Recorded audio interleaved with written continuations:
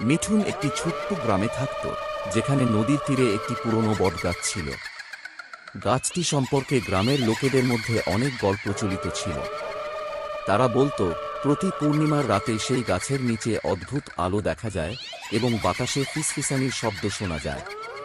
মিঠুন সবসময়ই এসব গল্পকে মিথ্যা বলে মনে করত।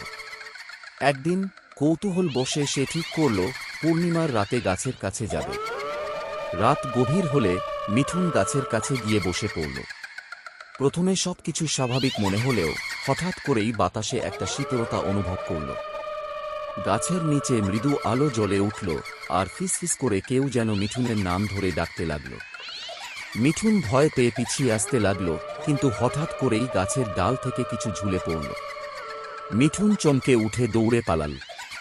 পরে সে বুঝতে পারল, গ্রামের পুরনো কাহিনীগুলো হয়তো সম্পূর্ণ মিথ্যা নয়, কিছু সত্য